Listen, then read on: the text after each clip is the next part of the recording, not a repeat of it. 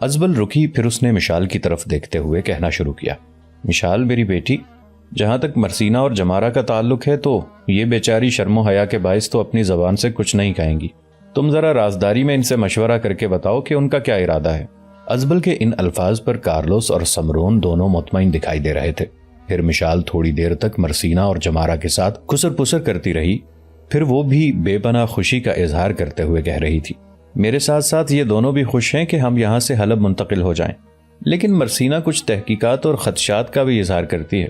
سمرون نے فوراً مرسینہ کی طرف دیکھتے ہوئے پوچھ لیا، کون سے تحفظات؟ کیسے تحفظات؟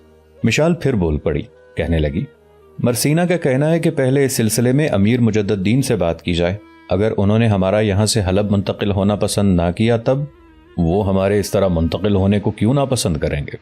سمرون نے پرسکون انداز میں کہنا شروع کیا، بہرحال اگر یہ تم لوگوں کے تحفظات ہیں تو تھوڑی دیر تک مجدد الدین یہاں آتا ہے تو اس سے بھی پوچھ لیں گے، بلکہ میں شمس الدین سے کہوں گا، یا مشال تم خود ہی شمس الدین سے کہنا کہ وہ اس سلسلے میں مجدد الدین سے بات کرے۔ میرے خیال میں ان کی آمد پر یہ مسئلہ بھی حل ہو جائے گا۔ اب وقت ضائع نہ کرو، وہ آنے والے ہوں گے، تینوں بہنیں اٹھو اور مطبخ میں جا کر کھانا تیار کرو۔ اس کے ساتھ ہی سمرون کے کہنے پر وہ تینوں اٹھ کر باہر گئی تھیں۔ کچھ دیر تک وہ کھانا تیار کرتی رہیں۔ کھانا تیار کرنے کے بعد وہ تینوں وہیں مطبخ میں بیٹھ کر باہم گفتگو کرتی رہیں، یہاں تک کہ بیرونی دروازے پر دستک ہوئی۔ مشال بھاگتی ہوئی آگے گئی، دروازہ اس نے کھولا۔ دروازے پر مجدد الدین، شمس الدین اور خلتخ تینوں کھڑے تھے۔ انہیں دیکھتے ہی مشال نے پہلے انہیں خوش آمدید کہا، پھر گلہ کرنے کے انداز میں کہنے لگی، ہم لوگوں نے کھانا کب سے تیار کر رکھا ہے اور آپ تینوں نے اتنی دیر لگا دی۔ خصوصیت کے ساتھ دو ہستیاں تو آپ دونوں کا بے چینی سے انتظار کر رہی تھیں۔ وہ تینوں مشال کا مطلب سمجھ گئے، مسکراتے ہوئے داخل ہوئے۔ مشال نے دروازہ بند کر دیا۔ تینوں نشستگاہ میں داخل ہوئے۔ سمرون کارلوس ازبل سے ملے اور ان کے سامنے نشستوں پر بیٹھ گئے۔ مشال بھاگتی ہوئی مطبخ میں داخل ہوئی۔ وہاں بیٹھی مرسینہ اور جمارہ کو مخاطب کر کے اس نے کہا، وہ آ گئے ہیں۔ اس پر جمارہ اپنی جگہ پر اٹھ کھڑی ہوئی اور کہنے لگی، تم ایسا کرو، شمس الدین کو باہر سے بلا کر اسے کہو کہ جس موضوع پر ہم نے ابھی تھوڑی دیر پہلے کمرے میں بات کی ہے، اس سلسلے میں امیر مجدد الدین سے بات کرے۔ اس موقع پر مشال کی آنکھوں میں شرارت ٹپک رہی تھی۔ بھاگتی ہوئی نشستگاہ کے دروازے پر گئی اور ہلکی سی آواز میں کہنے لگی، بھائی شمس الدین، آپ ذرا باہر آئیے۔ شمس الدین اٹھ کھڑا ہوا اور باہر آیا۔ پھر اسے پکڑ کر مشال مطبخ میں لے گئی اور جمارہ کی طرف اشارہ کرتے ہوئے کہنے لگی، بھائی جمارہ آپ سے کہنا چاہتی ہے۔ اس موقع پر جمارہ نے گھورنے کے انداز میں مشال کی طرف دیکھا، کچھ کہنا چاہتی تھی مگر خاموش رہی۔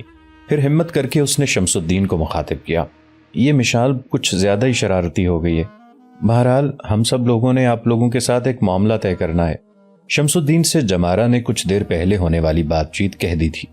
جمارہ جب خاموش ہوئی تو شمس الدین بول اٹھا، اس سلسلے میں تو کچھ نہیں کہہ سکتا، میں اس موضوع پر بھائی سے بات کروں گا۔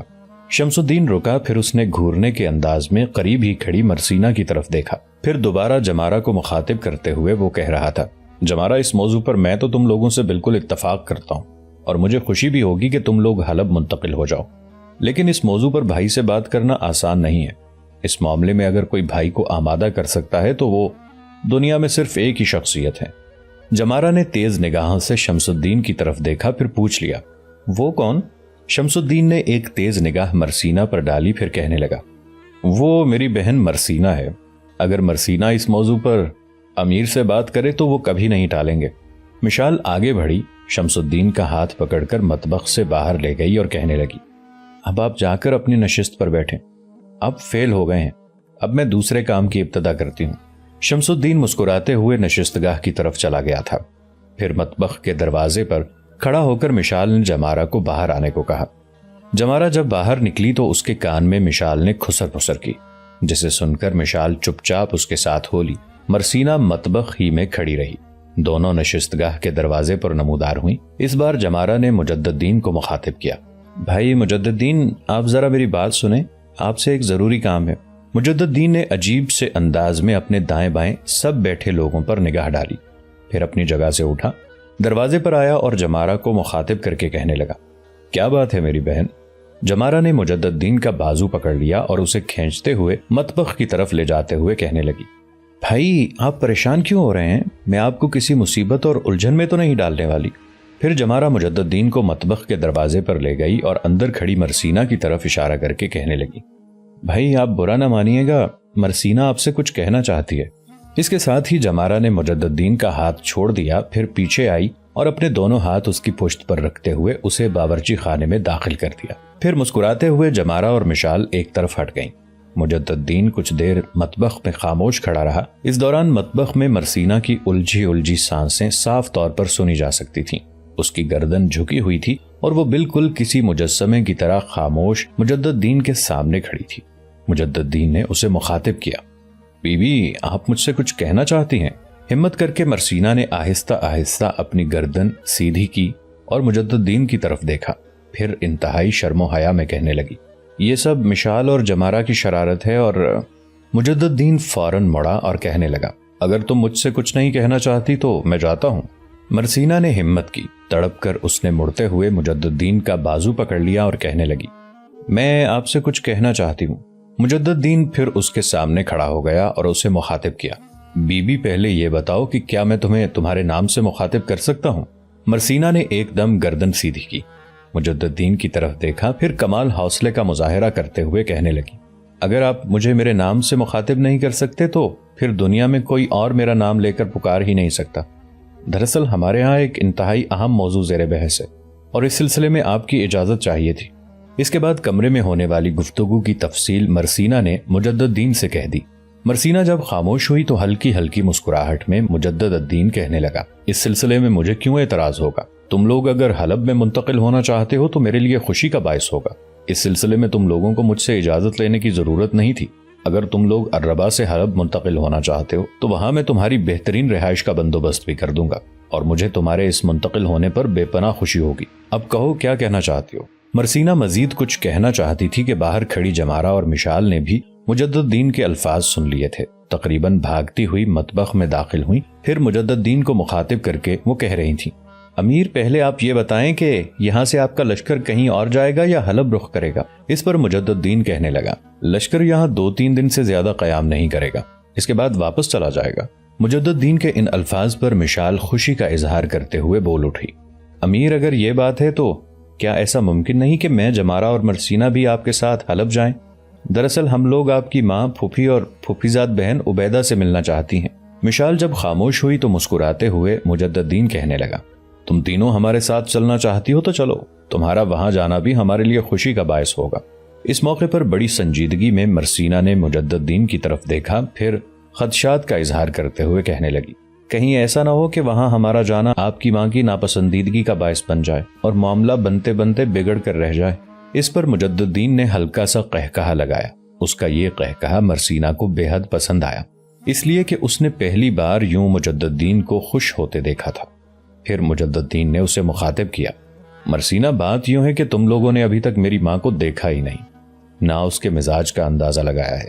اگر تم تینوں وہاں جاتی ہو تو یاد رکھنا وہ ایسی خوش ہوگی کہ اس کی خوشی کی کوئی انتہا اور اتھا ہی نہیں ہوگی۔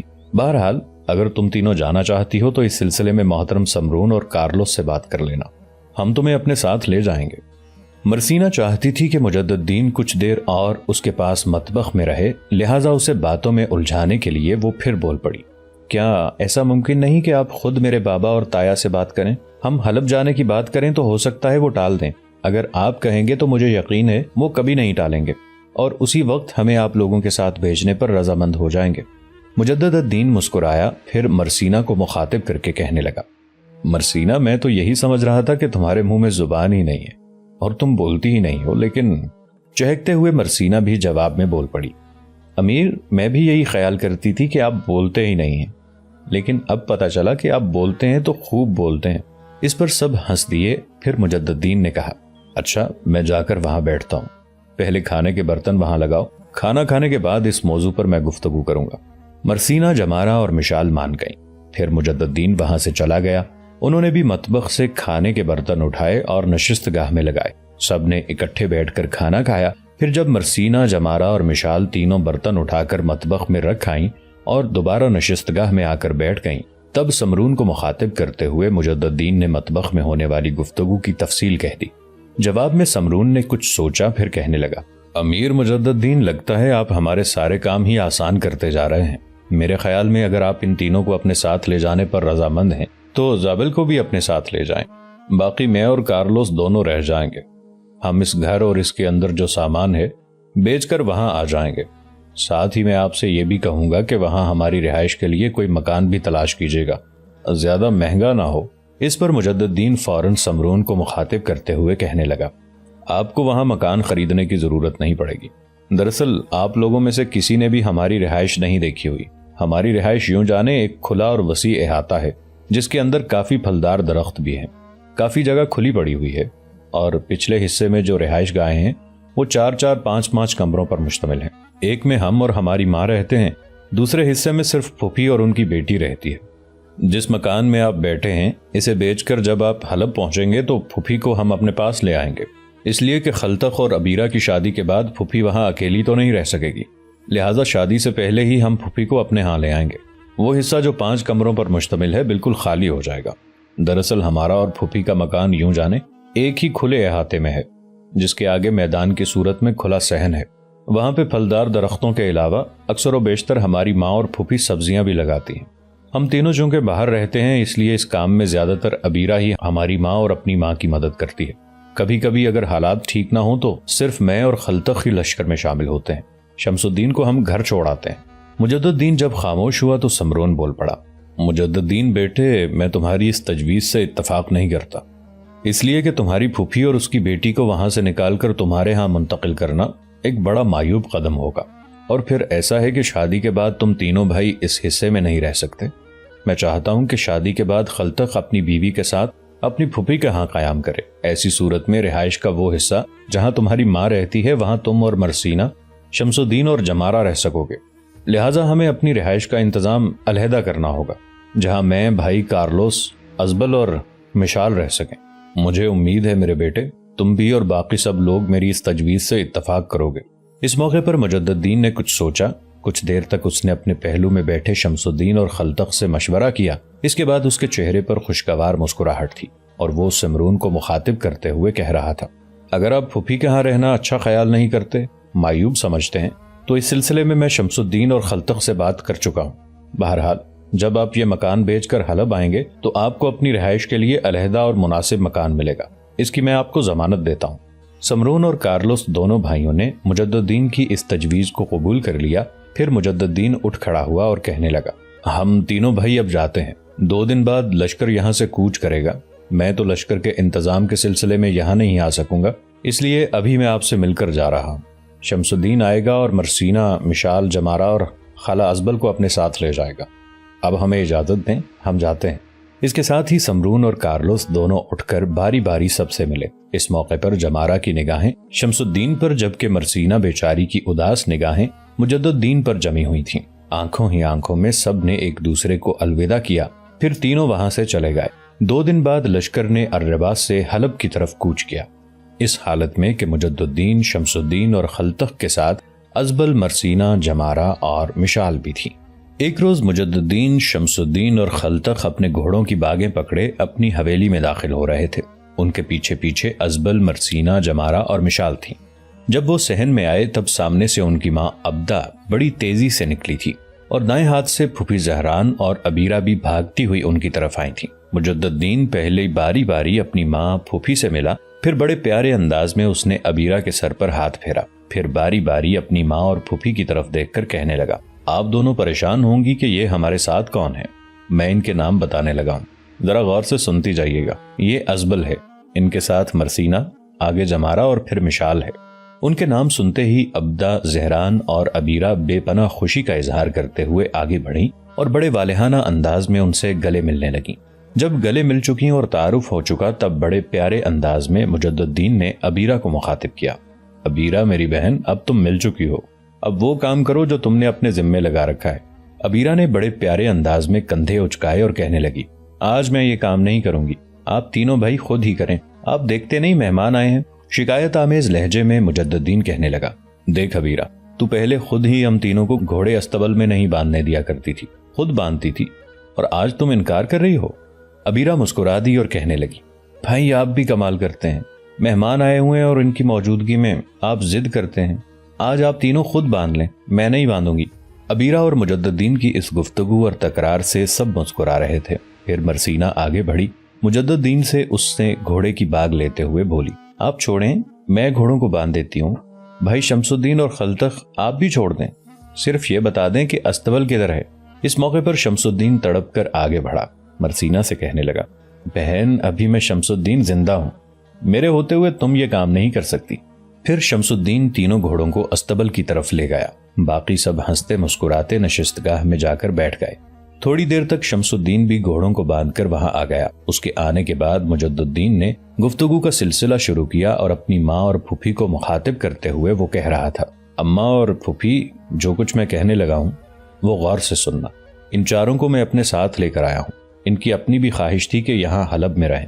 دراصل یہ الربا کا اپنا مکان بیچ کر مستقل طور پر یہاں رہائش رکھنا چاہتے ہیں۔ محترم سمرون اور کارلوس تو وہیں رہ گئے ہیں، مکان بیچنے کے بعد وہ بھی یہاں آ جائیں گے۔ ابدا نے مجددین کو بات مکمل نہ کرنے دی، بے پناہ خوشی کا اظہار کرتے ہوئے کہنے لگی، بیٹا یہ تو بہت اچھا ہے، اس طرح یہ ہمارے قریب ہو جائیں گے اور ہم لوگ شادی کے بعد الربا کے چکر لگانے سے بھی بچ جائیں گے۔ اس طرح یوں جانو ساری بیٹیاں ہی میرے پاس قریب رہیں گی۔ ابدا کے ان الفاظ سے مرسینہ، جمارہ اور مشال کی خوشیوں کی کوئی انتہا نہ رہی۔ ازبل کے چہرے پر بھی دور دور تک خوشیاں کھیل رہی تھیں۔ قریب بیٹھی مجددین کی پھوپھی زہران بھی مسکرا رہی تھی۔ اس صورتحال میں مجددین نے ابیرہ کی طرف دیکھا، پھر کہنے لگا، ابیرہ میری بہن، ہم سب لوگوں نے کھانا نہیں کھایا ہوا، بھوک بھی لگی ہے۔ اب پتہ نہیں تم کھانا تیار کر کے دیتی ہو یا کھانا دینے سے بھی آج انکار کر دیتی ہو، گھوڑے باندھنے سے تو تم نے انکار کر دیا۔ اس پر سب کھلکھلا کر ہنستی ہے۔ ابیرہ اپنی جگہ سے اٹھی، بڑے پیارے انداز میں 2-3 بار اس نے مجددین کے کندھے دبائے، پھر کہنے لگی، بھائی کیسی باتیں کرتے ہیں، کیا میں آپ کا کہا ٹال سکتی ہوں؟ گھوڑے تو میں نے اس لیے نہیں باندھے کہ میں ان لوگوں کے ساتھ رہنا چاہتی تھی، آئندہ باندھ دیا کروں گی۔ دیکھو کیسے جلدی کھانا تیار کرتی ہوں۔ اس موقع پر مرسینہ نے آگے بڑھ کر ابیرہ کا ہاتھ پکڑ لیا اور کہنے لگی، ابیرہ تم اکیلی کام نہیں کرو گی، اتنے ڈھیر سارے لوگوں کا کھانا تم اکیلے کس طرح تیار کرو گی، میں تمہارے ساتھ چلتی ہوں۔ ساتھ ہی جمارہ اور مشال کو بھی مرسینہ نے اشارہ کیا اور چاروں ہنسی خوشی نشست گاہ سے نکل گئیں۔ ان تینوں کے جانے کے بعد ابدا نے ازبل کو مخاطب کیا، بہن آپ لوگ کتنے بہن بھائی ہیں؟ ازبل لمحہ بھر کے لیے اداس ہو گئی، پھر کہنے لگی، ہم 3 بہنیں تھیں، بھائی کوئی نہیں تھا۔ میں اپنے شوہر کے ساتھ یروشلم آئی۔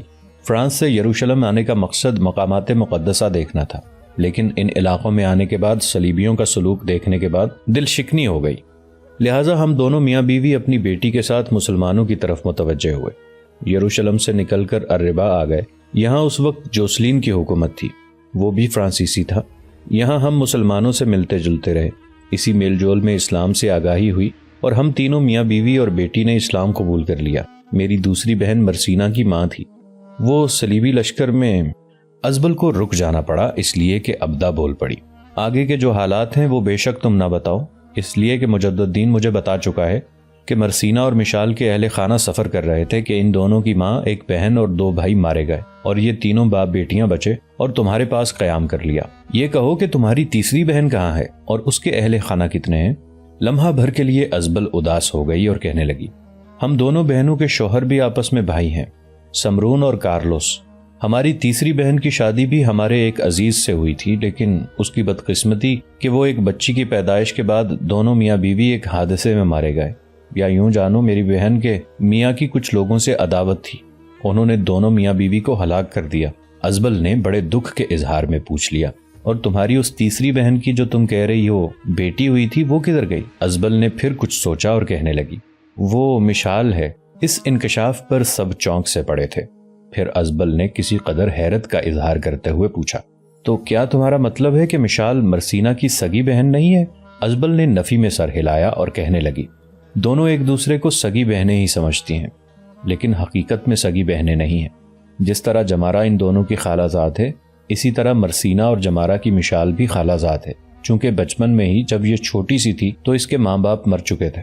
میری بہن اور کارلوس نے اس کی پرورش کی، جب یہ بڑی ہوئی تو مرسینہ نے اسے سنبھال لیا۔ یوں جانو اس کی دیکھ بھال، اس کی پرداخت کرنے والی مرسینہ ہے، اور وہ جنون کی حد تک محبت اور پیار کرتی ہے۔ مرسینہ کو اگر کانٹا بھی چبھ جائے تو مشال یوں محسوس کرتی ہے جیسے اسے کسی نے تلوار سے ذبح کر دیا ہو۔ دونوں کے پیار اور محبت کی یہ حد ہے کہ جوان ہو چکی ہیں، لیکن اب بھی دونوں بہنیں اکٹھی سوتی ہیں۔ اس موقع پر ابدا نے کچھ سوچا، پھر شمس الدین کو مخاطب کر کے کہنے لگی، شمس الدین میرے بیٹے، ذرا ابیرہ کو تو بلا کر لاؤ۔